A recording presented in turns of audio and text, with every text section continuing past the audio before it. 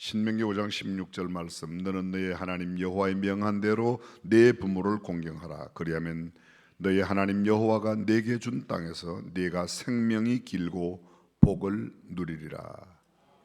장수의 비결이 무엇인가? 형통함의 비결, 잘됨의 비결이 무엇인가? 성경은 효라고 말하고 있습니다. 미국의 웨스트 버지니아주 웹스터라는 곳에 안나 자비스라는 여인이 어머니와 둘이서 살고 있었습니다. 그러던 어느 날 그토록 자신을 사랑하는 어머니가 세상을 떠납니다. 어머니가 세상을 떠나게 되자 그녀는 어머니가 살아 계실 때 더욱 효도를 다하지 못한 것이 너무도 안타깝고 마음의 아쉬움이 컸습니다. 어느 날 그녀는 친구의 초대를 받아 파티에 참석을 하게 되었는데, 그때 어머니에 대한 그리움의 표현으로 흰 카네이션을 가슴에 달고 파티에 참석했습니다. 그녀는 그 이후 이 땅의 자녀들이 1년 중 하루만이라도 어머니를 기억하면 좋겠다는 생각에 유산으로 물려받은 10만 달러를 사용해서 부지런히 어버이날 제정을 위해서 활약했습니다. 그로부터 7년 뒤 윌슨 미국 대통령 취임식에서 어머니날 제정을 선포했고, 미 의회는 1914년 5월 둘째 주일을 어버이날로 정하였습니다. 사실 미국은 현재는 5월 둘째 주를 어버이 이렇게 안 하고 어머니 주일로, 그리고 6월의 두 번째 주일 아버지 날로 이렇게 지킵니다. 대한민국에서는 1956년 국무회의에서 5월 8일 어머니 날로 정하였고, 1973년 그 어머니 날을 어버이날로, 그래서 올해가 51번째 맞는 날이 되었습니다. 교회는 두 번째 주일을 어버이 주일로 지킵니다. 얼마 전 카톡에 미국에 사는 동역자 어떤 목사님이 제게 카톡 문자를 보냈습니다. 조금 길긴 하지만 한번 읽어드리겠습니다. 아내 아닌 여인과 한 번의 데이트. 좀 제목이 좀 그렇죠? 얼마 전에 나는 아내가 아닌 다른 여인을 만나러 갔다. 실은 내 아내의 구원유였지만 어느 날 아내가 내게 말했다. 당신은 그녀를 사랑하잖아요. 인생은 짧아요. 당신은 그녀와 더 많은 시간을 보내야 해요. 아내의 그 말은 정말 뜻밖이었다. 그래서 내가 이렇게 말했다. 근데 여보, 난 당신을 사랑해. 그러나 나의 말에 아내는 이렇게 말했다. 알아요. 그렇지만 당신은 그녀도 사랑하잖아요. 내 아내가 만나라고 한 여자는 사실 내 어머니이시다. 미망인이 되신 지 벌써 몇 년, 일과 애들 핑계로 어머니를 자주 찾아뵙지 못했었다. 그날 밤 나는 어머니께 전화를 걸어 같이 영화도 보고 저녁 식사도 하자고 제안했다. 그런데 어머니가 의아해 하시면서 물었다. 무슨 일이라도 생긴 거냐? 혹시 나쁜 일은 아니지? 알다시피 내 어머니 세대는 저녁 7시가 지나서 걸려오는 전화는 모두가 나쁜 소식일 거라고 믿는 세대다. 그냥 엄마하고 단둘이 저녁도 먹고 영화도 보고 싶어서요. 괜찮겠어요? 잠시 후 어머니가 덤덤하게 말씀하셨다. 그렇자구나. 다음날 저녁 일이 끝나고 차를 몰고 어머니를 모시러 갔다. 금요일 밤이었고 나는 오랫동안 느껴보지 못한 기분에 휩싸였다. 첫 데이트를 하기 전에 갖는 가슴 두근거림이라고나 할까. 도착해서 보니 어머니도 다소 들떠있는 모습이었다. 어머니가 벌써 집 앞에 나와 기다리고 계셨는데 근사한 옛 코트를 걸치고 머리도 다듬으신 모양이었다. 코트 안옷은 아버지가 돌아가시기 전 두 분의 마지막 결혼 기념일에 입으셨던 것이다. 어머니의 얼굴이 애인을 기다리는 소녀같이 환한 미소로 활짝 피어났다. 어머니가 차에 오르시며 친구들에게 오늘 밤에 아들과 데이트하러 간다고 했더니 모두들 자기들 일인 양 들떠 있지 뭐냐 하고 말씀하셨다. 어머니와 함께 간 식당은 최고로 멋진 곳은 아니었지만 종업원들은 기대 이상으로 친절했다. 어머니가 살며시 내 팔짱을 끼었는데 대통령 영부인이라도 되신 것 같았다. 자리에 앉자 어머니가 내 눈이 옛날 같지 않구나 하시면서 메뉴를 읽어달라고 하셨다. 메뉴를 반쯤 보다 눈을 들어보니 어머니가 향수에 젖은 미소로 나를 빤히 쳐다보고 계셨다. 네가 어렸을 때는 내가 너에게 메뉴를 읽어주었는데, 그 말을 듣고 내가 말했다. 오늘은 제가 읽어드릴게요, 엄마. 그날 밤 우린 특별한 주제도 아니고 그저 일상적인 이야기였지만 즐거운 대화를 나누었다. 어머니와 끊임없이 옛 이야기를 나누다 보니 마침내 대화의 미천이 바닥이 났다. 빙긋이 웃으시며 어머니가 말했다. 다음에 또 오자꾸나. 단 다음번은 내가 낸다는 조건이야. 어머니를 다시 댁에 모시다 드렸는데 헤어지려니 발이 떨어지지 않았다. 어머니를 안고 볼에 키스하며 내가 그녀를 얼마나 사랑하는지 말씀드렸다. 집에 돌아와서 아내에게 감사하다며 말했다. 멋진 저녁이었어. 그렇게 할 수 있게 말해줘서 고마워. 어머니와 좋은 시간이었던가 보죠. 아내가 말했다. 그럼 정말이지 기대 이상이었어. 그 일이 꿈에 치루 갑자기 사랑하는 어머니가 심장마비로 세상을 떠나셨다. 그것은 너무 순식간이어서 나도 어째 해볼 도리가 없었다. 얼마간의 시간이 흐른 후에 어머니와 내가 함께 갔던 식당에서 편지가 도착했다. 그 편지의 내용은 이러했다.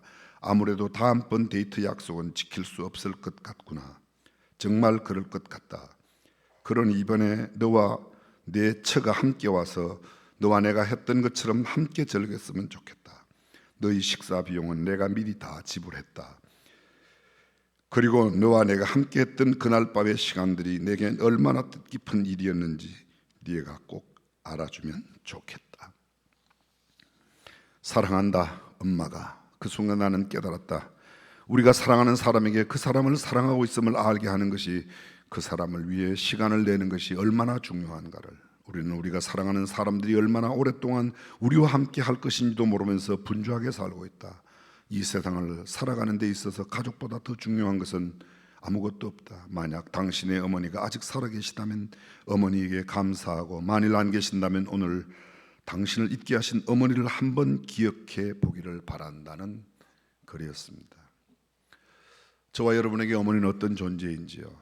오늘 성경은 우리에게 이렇게 말합니다. 너 낳은 아비에게 청종하고 내 늙은 어미를 경히 여기지 말지니라.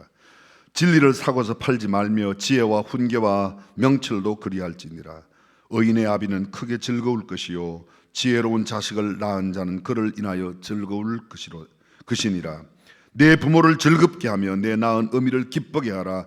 내 아들아, 내 마음을 내게 주며 내 눈으로 내 길을 즐거워할지어다. 성경은 효를 강조합니다. 십계명의 핵심되는 내용, 대신계명, 하나님 외에 다른 신 두지 말라는 거죠. 대인계명의 첫 번째 계명이 부모를 공경하라는 겁니다. 가톨릭의 영성학자 헨리 나웬이 핵가족 시대의 자녀들의 특징을 세 가지로 요약했습니다. 첫째는 내향적인 세대가 될 것이고, 두 번째가 아버지가 없는 세대이고, 세 번째 발작하는 세대라고 말했습니다. 발작, 아주 격한 감정의 갑작스러운 표출, 부정적인 행동 따위가 갑자기 나타내는 그런 모습. 지금 현재 대가족을 찾기가 쉽지 않습니다. 불과 얼마 전만 해도, 한 3, 40년 전만 해도 할아버지, 아버지, 자식들, 어떤 가정에는 한 마당 안에 4대, 5대가 함께 살았는데 이제는 한 집안에 2대, 3대가 사는 가정을 찾기가 매우 어렵습니다. 제3의 물결을 쓴 엘빈 토플러가 말하기를 제3의 물결 시대가 도래한다. 그 시대가 되면 세 가지 특징이 있는데, 첫 번째 혼족이 많아진다는 겁니다. 홀로 살아가는 사람. 두 번째 미혼자가 많아진답니다. 결혼하지 않는 사람들. 실제 상황은 지금 우리가 보고 있는 상황입니다. 마지막 세 번째 계약 결혼이 성행할 것이다. 얼마 동안 함께 사다가 나누어지고 또 다른 사람 만나서 살다가 나누어지고, 그러다가는 그렇게 혼자 살아가는 사람들이 된다. 현대가 그런 시대가 되었습니다.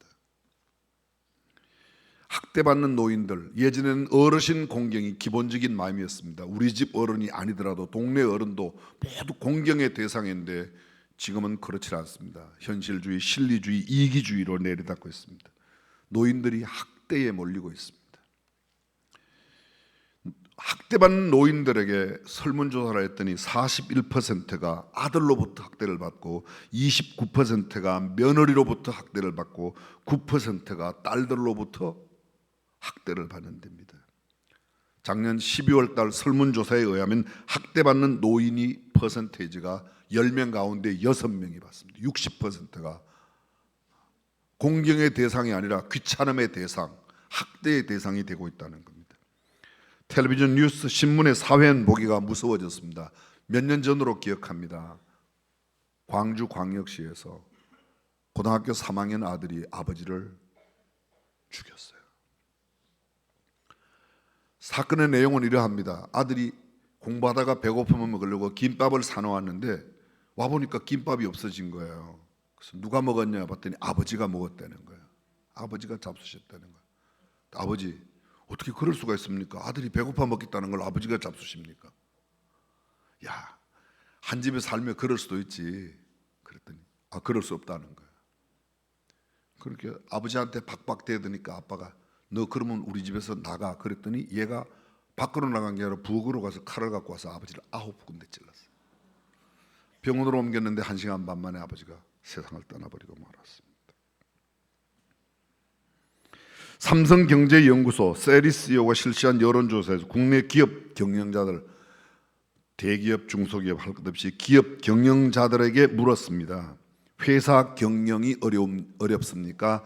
가정 꾸리기가 어렵습니까? 50%가 가정 꾸리는 것이 수천 명, 수만 명 기업을 움직이는 것보다 더 어렵다고 말했습니다. 이게 어떻게 된 일이죠? 우리가 천륜으로 말하는 아버지와 자식과 부모 사이에는 혈연 관계인데 끈끈한 그런 하나님의 하늘의 논리로, 하늘의 이치라고 이야기하는데도 참 이상해졌습니다. 단적으로 말하면 가정이 붕괴되고 있습니다. 가족이 변화되고 있습니다. 가정 파탄, 가정의 피폐함이 여실히 드러내는 세대가 우리 눈앞에 펼쳐졌습니다. 부모와 자식 관계가 아주 어려워졌습니다. 이해하고 용서하는 관계가 바뀌어졌습니다. 여러분, 구약 성경에 보면 다윗과 압살롬의 이야기가 나옵니다. 압살롬은 다윗의 3번째 아들이에요. 근데 아들이 반역을 하죠. 군대를 일으켜서 아버지를 왕자에서 쫓아내고 지가 왕이라고 말합니다. 다윗의 신하들이 왕자의 난을 맞이해서 왕자를 평정하라고 나갑니다. 그때 다윗이 그 부하들에게, 신하들에게 말합니다. 내 아들 압살롬 너무 함부로 그렇게 대하지 말아라. 좀 너그럽게 대해주라고 말합니다. 근데 출전했던 병사들은 그냥 두질 않았습니다. 수세에 몰려 왕위에서 쫓겨났던 다윗이 보낸 이 다윗의 군사들이 가서 압살롬을 죽입니다. 모든 반란군을 평정하고 돌아왔을 때 다윗이 신하에게 묻습니다. 내 아들 압살롬 어찌 됐냐? 다른 거 아무것도 묻질 않았습니다. 내 아들 압살롬이 어찌 됐냐? 전쟁에 누가 몇 명 죽었냐? 뭐 그런 게 관심이 없습니다. 내 아들 압살롬 어떻게 됐냐고. 압살롬 죽였다고 그랬더니 다윗 왕 가슴이 미어지는 것 같아 성문 위로 올라가서 목 놓아옵니다. 내 아들 압살롬아, 내 아들 압살롬아, 내가 너를 대신하여 죽었더라면 압살롬아, 압살롬, 내 아들아, 내 아들아. 아들을 불러가며 울부짖는 이야기가 성경에 기록되어 있습니다. 부모는 자식을 위해서 희생하고 사랑하고 생명을 주고 아무런 계산 없이 모든 것을 다 내어주지만 자식들은 내가 부모님께 한 거 안 알아주면 금방 서운하고 섭섭한 게 자식인지 모르겠습니다. 자식을 볼 때는 그냥 무슨 짓을 해도 귀엽고 사랑스럽고 다 이해가 되고 용서가 됩니다. 저는 지금은 좀 덜하지만 한때 청소년들을 열심히 가르치는 전도사 시절에요. 청소년 자녀들을 둔 엄마 만나면 다 엄마가 한결같이 똑같아요. 내 아들은 문제가 없는데 나쁜 친구 만났대. 근데 이 친구하고 만나고 있는 이 친구 엄마는 내 아들은 문제가 없는데 이 친구 나쁜 친구 만나고 그랬대요. 그럼 누가 나쁜 놈이에요? 다 내 아들은 괜찮다는 거예요. 어느 누구나 마찬가지예요. 엄마들 마음일 겁니다. 그 집 엄마만, 이 집 엄마만 그런 게 아니라 우리도 다 마찬가지 아닙니까? 내 아들은 다 괜찮은데 내 아들이 만난 그 나쁜 놈 때문에.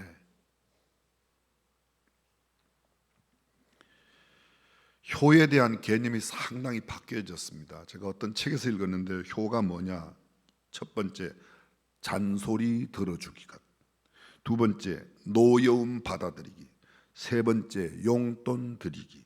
네 번째, 입안에 먹을 것이 떨어지지 않도록 주전부리를 계속 부모님께 드리는 것. 마지막 다섯 번째, 등 긁어드리기. 효심이 지극한 청년이 있었습니다. 평생 뱃사람으로 살겠다고 큰 꿈과 비전을 갖고 큰 해운회사에, 선박회사에 취직을 했습니다. 먼 타국을 향해서 이제 타국에 가서 살겠다고 짐을 배에 다 실어보내고 마지막 작별 인사를 하러 어머니에게 갔습니다. 어머니, 제가 이렇게 큰 회사에 취직했습니다. 해외나 살려고 멀리 배를 타야 되는데 짐은 다 붙였습니다. 어머니 인사드리러 왔습니다. 어머니가 손을 꼭 잡고 아들아, 네가 배를 탄다면 나는 네가 배 타는 순간부터 한 잠도 못 잘 거야. 혹시 어떻게 될까? 아들아, 나와 함께 살면 안 되겠니? 애걸복걸 메어 달립니다. 효심이 지극했던 청년 항해를 포기하고 짐도 도로 내렸습니다. 어머니와 함께 살겠습니다. 어머니가 너무 기뻐합니다. 자식의 손을 붙잡고 이야기합니다. 아들아, 고맙다, 고맙다, 정말 감사하다. 성경에 말이야, 부모님께 순종하면 복 받는다고 그렇게 쓰여 있어. 하나님께서 너에게 큰 복을 주실 거야. 내가 바다로 나가지 않는다니 나는 얼마나 평안하고 감사한지 모르겠다. 아들은 실직했습니다. 부모님과 함께 지내는데 너무 힘들죠. 그러나 그날부터 어머니는 하루도 그러지 않고 이 아들을 위해서 기도하는 겁니다.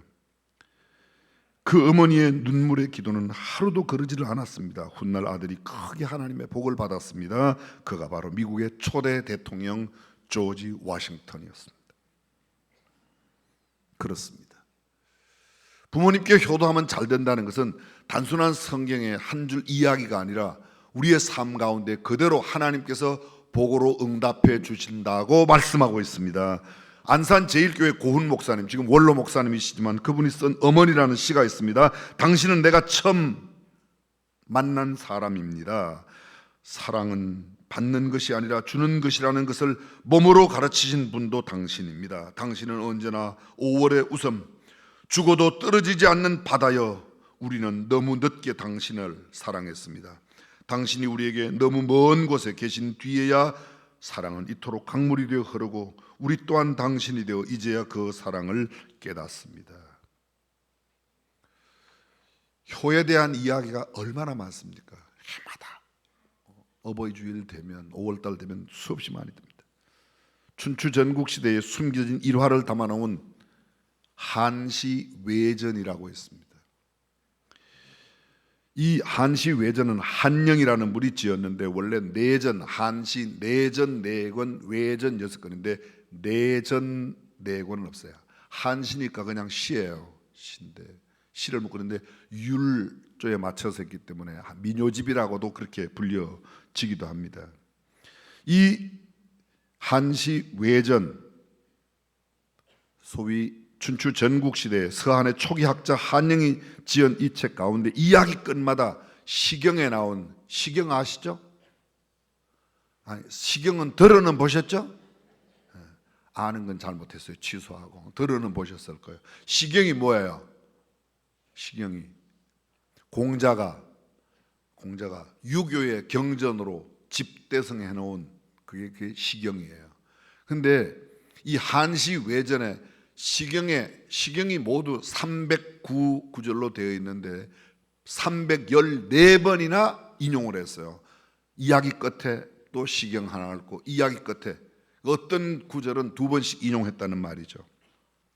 주역을 6번 인용했고 논어를 3번, 노자를 2번, 서경을 1번. 그런데 시경은 314번을 인용한 유교의 경전입니다. 근데 이 한시외전에 나오는 이야기 가운데 중국 속담으로 전해 내려오는 속담이 있습니다. 비둘기에는 삼지의 예가 있고 까마귀에는 반포의 효가 있다. 들어보셨나요? 비둘기에는 삼지의 효가 있고, 이게 무슨 말인가 하면요, 비둘기는 엄마 비둘기가 가지 위에 앉으면 그 엄마 새끼 비둘기는 반드시 가지 3가지 아래에 가서 앉는데요, 절대 엄마 위에 올라가는 법이 없대요. 진짜 그런지 안 그런지는 제가 비둘기하고 대화가 안 통해서 물어보지를 못했어요. 근데 그렇다는 거예요. 근데 까마귀의 반포지효는 들어보셨죠? 까마귀는 새끼가 까마귀가 늙게 되면 지가 먹이를 갖다가 엄마 입속에 넣어준다는 거 아닙니까? 그죠? 동경올림픽이 1964년도에 있었던 이야기 기억나시죠? 도마뱀. 이건 휘발성이 강해서 다 날아가 버리셨어요. 동경올림픽 준비하는 준비위원회에서 메인 스테디움 주 경기장을 넓혀야 되는데 주 경기장 옆에 지은 지 3년 된 집, 불과가 얼마 되지 않았는데 그 집을 다 헐어내는 겁니다. 근데 그 집을 헐어내는데 주 경기장을 넓히기 위해서 집을 헐어내는데 이게 웬일입니까? 큰 망치, 그 빠루라고 그러나요? 못을 뺐는데 뭔가 목 끝에 꿈틀하는 게 보이는데 보니까 도마뱀 한 마리가 옆구리가 이렇게 찔려가지고 살아있더라는 거예요. 이제 기억나세요? 예. 그래도 안 들으신 분들을 위해서 다요. 너무 신기해서 가만히 두고 봤더니 이게 웬일입니까? 한참 있다니까 다른 도마뱀이 먹을 것을 갖다가 이 옆구리가 찔려있는 도마뱀에게, 이게 지은 지가 3년 됐는데 계속 갖다 먹인 거예요. 거기에 이야기는 안 나오지만 제가 추측컨대 이 틀림없이 옆구리가 박혀있는 이 도마뱀은 순놈일 거고 음식 갖다 먹이는 건 마누라일 거예요. 그게 반대 같으면 그 남편 도마뱀은 벌써 딴 데 장가가고 난리 났을 거예요. 그 뒷부분은 제가 만든 거니까 오해는 하지. 현 시대의 이기주의와 물질주의, 산업주의, 실리주의, 배금주의, 황금만능주의, 현실주의가 만연해 있습니다. 부모 효도가 그렇게 강조되고 있지 않습니다. 그러나 성경은 우리에게 말합니다. 정말로 어버이를 잘 공양해야 된다고. 에이브라함 링컨 아실 거예요. 그의 아버지는 구두수선공이었습니다. 에이브라함 링컨 자신도 초등학교를 다니다 그냥 뒀습니다. 그리고 훗날 대통령이 되었습니다. 그런데 에이브라함 링컨 대통령이 미국의 역대 대통령 가운데 가장 정직한 대통령이고 가장 신앙이 좋은 대통령이라고 말합니다. 대통령이 된 뒤 처음으로 상원에 가서 연설을 하게 되었습니다. 근데 한참 연설을 했는데 상원 의원 한 사람이 발언을 했습니다. 당신같이 무식한 사람을 대통령으로 모시게 된 것이 우리에게 다시 없는 불행이요, 당신의 아버지는 구두수선하는 사람 아닌가요? 그런데 그런 사람의 아들, 그런 천한 사람의 아들을 우리가 대통령으로 모시게 됐다. 구두를 벗어서 들고는 이 구두도 당신 아버지가 만들어준 구두라고 말했습니다. 얼마나 모욕적인 은사인지 모릅니다. 그런데 에이브라함 링컨은 거기에 대해서 이렇게 반응을 했답니다. 의원님 대단히 감사합니다. 오랫동안 잊고 있었던 아버지를 오늘 생각나게 해주셔서 참 감사합니다. 저는 아버지를 매우 자랑스럽게 생각합니다. 우리 아버지는 직업에 충실했고 구두를 잘 만드시는 분이셨습니다. 내가 어깨너머로 배운 바가 있으니 당신 구두가 고장나거든 가져오십시오. 내가 수리해 드리겠습니다. 내 아버지는 구두 수다는 사람에 대한 긍지를 갖고 있는 거예요. 얼마나 많은 사람들이 내 어머니가 초라하다고, 내 아버지가 배우지 못했다고, 아버지 어머니를 무시했던 수많은 이야기들을 들어왔습니다. 사랑하는 성도 여러분, 저와 여러분이 이 땅에 있는 것은 우리 아버지 어머니가 계셨기 때문인 줄로 믿습니다. 하늘에서 떨어진 사람 한 명도 없습니다. 다 부모를 통하여 하나님께서 우리를 이 땅에 보내셨는데 그 부모님께 효도해야 될 줄로 믿습니다. 이것이 효도예요. 자기 부모를 자랑하고 자기 부모가 초라하든 배우지 못했든 갖춘 것이 없든 가진 것이 없든 그 어떤 것과 상관없이 내가 이 땅에 살아가는 것, 그것이 온전한 주님의 은혜요, 우리 부모님의 은혜인 줄로 믿습니다. 효도가 그거예요. 한 10여 년 전으로 기억하는데 아마 여러분도 기억나실 겁니다. 뭐 생명보험회사에서 아주 이색적인 광고를 냈습니다. 광고는 아버지와 어머니에 관한 것이었습니다. 아버지에 대한 광고는 이렇습니다. 29, 14시간을 기다렸어야 자식의 울음소리를 들을 수 있었습니다. 그때 당신은 당신도 모르게 기도를 올렸습니다.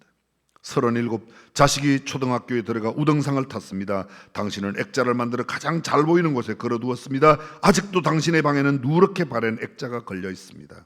43, 주일 아침 모처럼 자식과 뒷산 약수터로 올라가는데 주변의 사람들이 자식이 아버지를 닮았다며 인사를 건넸습니다. 당신은 괜히 기분이 좋았습니다. 48, 자식이 대학 시험을 보러 갔습니다. 당신은 평소와 다름없이 출근했지만 하루 종일 일이 손에 잡히지 않았습니다. 53, 자식이 첫 월급을 타서 네일을 사왔습니다. 당신은 쓸데없이 왜 거기다 돈을 썼냐고 나무랬지만 밤이 늦도록 그 네일을 입었다가 벗었다가 입었다가 벗었다가.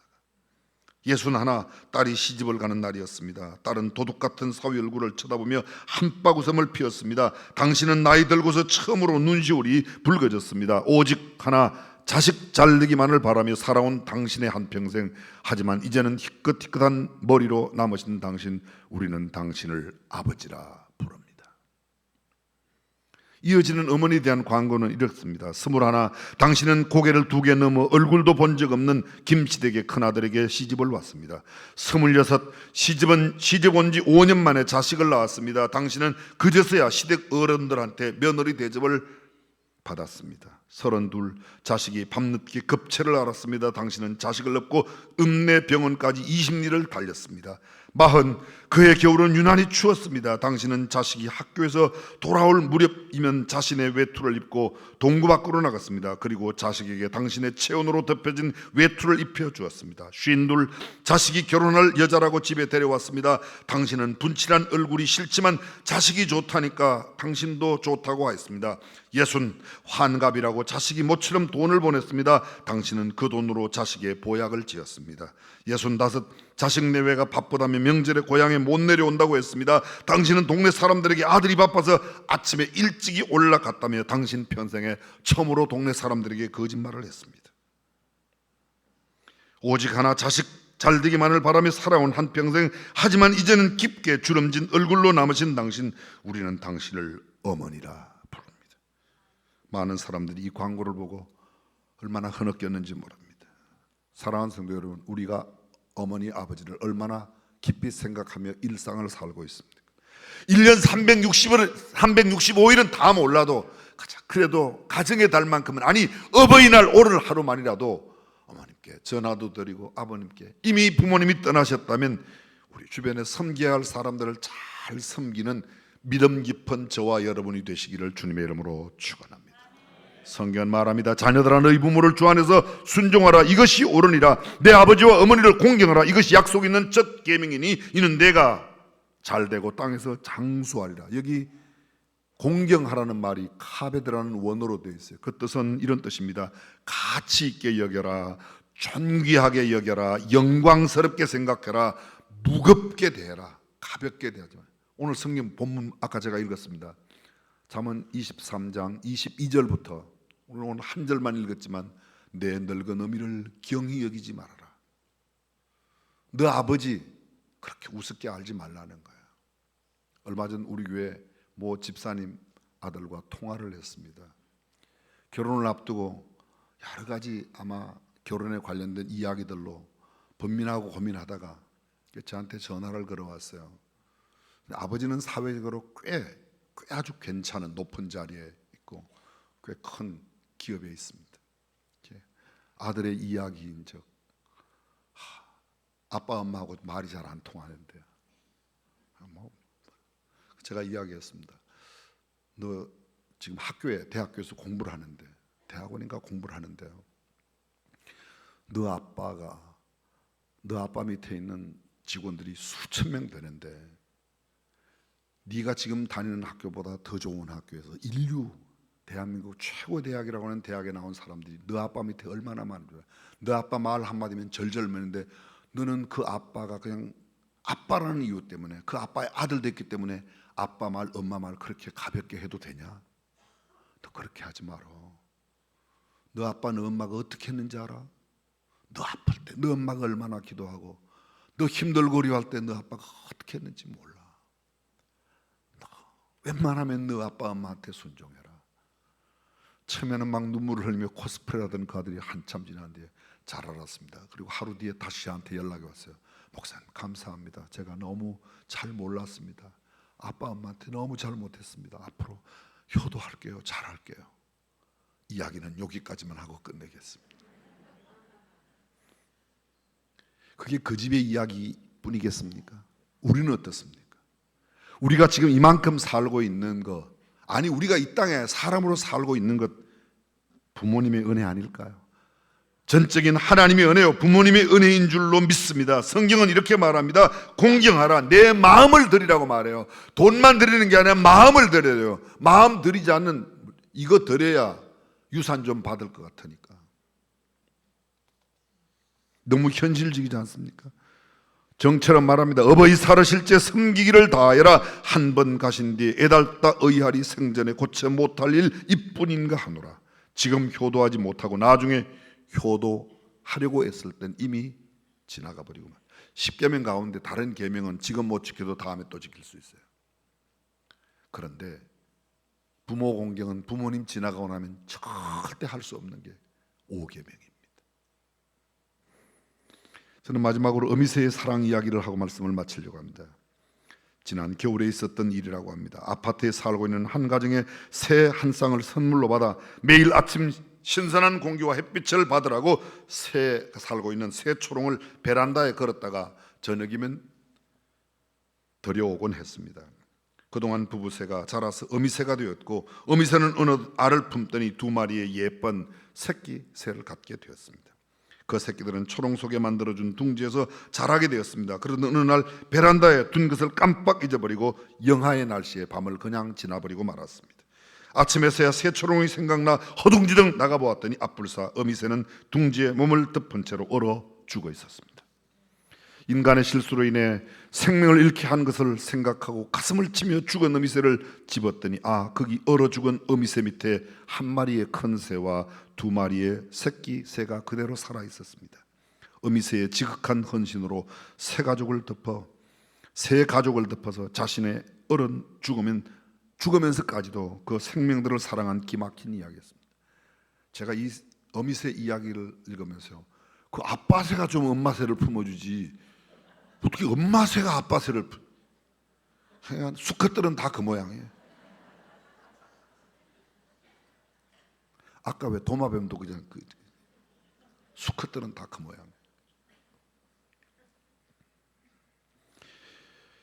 미국의 플로리다주의 한 해변가에 한국인 주인인 근사한 식당이 있답니다. 그 식당 주인의 어머니 사진이 그 식당 안에 걸려 있는데요.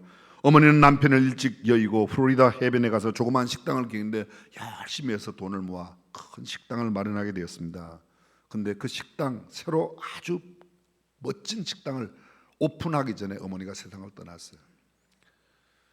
어머니를 대신해서 이제 주인 행세를 하고 있는 아들에게 마지막 어머니가 떠나기 전에 남긴 유언 2가지가 있는데, 첫째는 사업보다 돈보다 인생의 가장 참 주인 되시는 하나님 아버지를 더 귀히 여기는 믿음을 갖고 살아라. 2번째, 이 식당에서는 절대로 술을 팔지 말라. 어머니의 유언대로 그렇게 순종했습니다. 주일날 어머니가 그러셨던 것처럼 식당 문을 닫고 예배를 드리고 술은 팔지 않았습니다. 처음에는 주변에 있는 술꾼들이 와서 왜 이 좋은 식당에 술을 안 파냐고 땡깡도 부리고 행패도 부렸습니다. 그런데 그는 그때마다 어머니 사진을, 우리 어머니 생전에 내게 남긴 유언이 그거라. 불편해도 술은 팔지 않겠다고 이야기했습니다. 그 사진 밑에는 이런 아들의 글을 그다 적어 놓았는데, 아들의 글인 적 어머니의 미소는 저의 추억입니다. 어머니의 사랑은 저의 용기이고 어머니의 기도는 나의 능력입니다. 어머니의 주님은 오늘 나의 주님이십니다. 사랑하는 성도 여러분, 저와 여러분들도 믿음의 가정, 부모님을 아름답게 복양하고 섬기는 참된 성도의 삶을 살아가시기를 주님의 이름으로 축원합니다.